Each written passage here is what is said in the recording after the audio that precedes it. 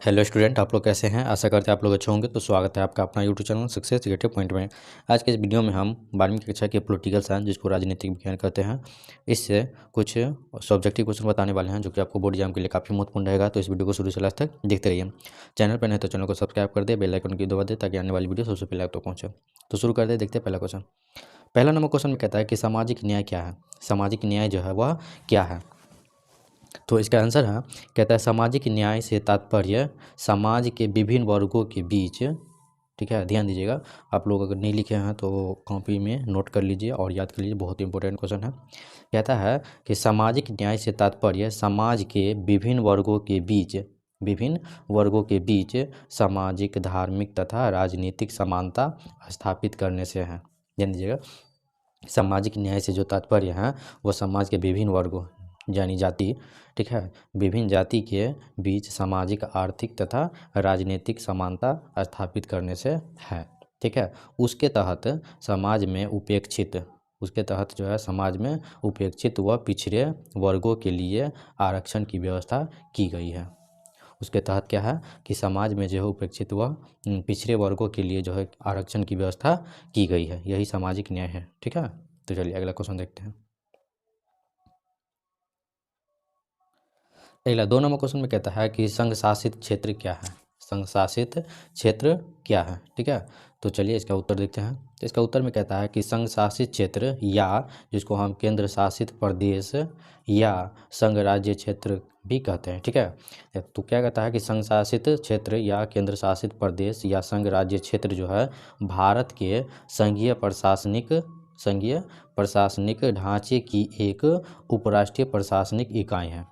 ठीक है, क्या है, भारत की संघीय प्रशासनिक ढांचे की जो है एक उपराष्ट्रीय प्रशासनिक इकाई है। क्या चीज़, तो संघ शासित क्षेत्र।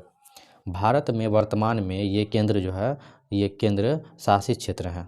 भारत में वर्तमान में ये केंद्र शासित क्षेत्र है, जैसे कि अंडमान और निकोबार द्वीप समूह। ठीक है, अगला जो है चंडीगढ़ है, दादरा है और नगर हवेली है, दमन है और दीव है, लक्षद्वीप है, पुडुचेरी है, दिल्ली है। ये सभी क्या है, संशासित क्षेत्र हैं। ठीक है, बहुत इंपॉर्टेंट क्वेश्चन है, आप लोग याद रखिएगा।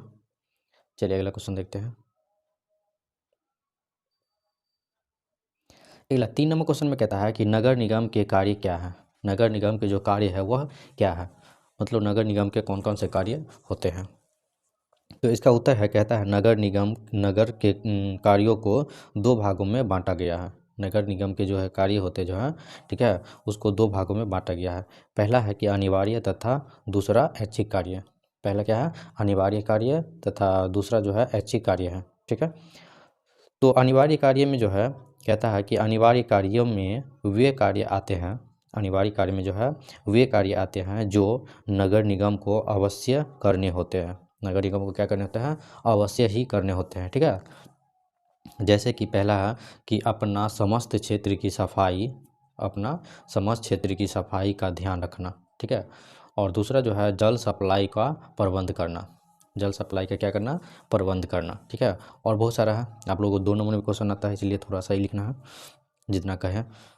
अगला ऐच्छिक कार्य, दूसरा में जो है क्या है, ऐच्छिक कार्य। ऐच्छिक कार्य क्या होता है कि ऐच्छिक कार्य वे होते हैं जो आवश्यक नहीं परंतु वित्तीय स्रोतों के आधार पर इन्हें किया जाता है।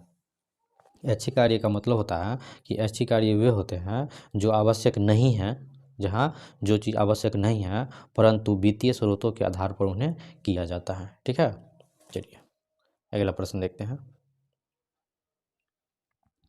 अगला 4 नंबर क्वेश्चन में कहता है कि ग्राम पंचायत के कार्यों का वर्णन करें। इसमें क्या कहता है, ग्राम पंचायत के कार्यों का वर्णन करें। चलिए इसका उत्तर है, कहता है कि पंचायती कई प्रकार के कार्य करती है। पंचायतें जो है कई प्रकार के कार्य करते हैं। इन कार्यों को निम्नलिखित भागों में बांटा जा सकता है। तो पहला भाग क्या है, तो पहला जो है कार्य है प्रशासनिक कार्य। पहला कार्य क्या है, प्रशासनिक कार्य। प्रशासनिक कार्य में जो है पंचायत को अपने ग्राम के कई प्रकार के प्रशासनिक कार्य करने पड़ते हैं। पंचायत को जो है अपने ग्राम में कई प्रकार के प्रशासनिक कार्य करने पड़ते हैं, जैसे कि गांव में शांति और व्यवस्था को बनाए रखना पंचायत को उत्तरदायित्व है। ठीक है, ये प्रशासनिक कार्य है। प्रशासनिक कार्य जो है वह है गांव में शांति और व्यवस्था को बनाए रखना और पंचायत को, ठीक है, पंचायत को उत्तरदायित्व रखना, ठीक है। चलिए, दूसरा कार्य जो है वो है सार्वजनिक कल्याण के कार्य। दूसरा कार्य है सार्वजनिक कल्याण के कार्य। सार्वजनिक कल्याण के कार्य में जो है कहता है कि पंचायत बहुत से ऐसे कार्य करती हैं, पंचायत जो है बहुत से ऐसे कार्य करती हैं जिनसे जनता की भलाई हो, जिससे जनता की भलाई हो, जैसे कि अपने क्षेत्र की सफाई आदि का प्रबंध पंचायत करती हैं। क्या करती हैं? सार्वजनिक कल्याण कार्य में जो है अपने क्षेत्र की सफाई आदि का प्रबंध पंचायत करती हैं, ठीक है। चलिए अगला तीसरा पॉइंट पे कहता है तीसरा कार्य जो है विकास संबंधित कार्य है। तीसरा कार्य जो है वह विकास संबंधित कार्य है। विकास संबंधित कार्य में जो है, ठीक है, पंचायतें ग्रामीण क्षेत्र में सामुदायिक विकास योजनाएं लागू करती हैं। विकास संबंधित कार्य में जो है, ठीक है, पंचायतें जो है ग्रामीण क्षेत्र में सामुदायिक विकास योजनाएं लागू करती हैं, ठीक है। बहुत इंपॉर्टेंट क्वेश्चन है, आप लोग नोट कर लीजिएगा। चलिए अगला क्वेश्चन देखते हैं।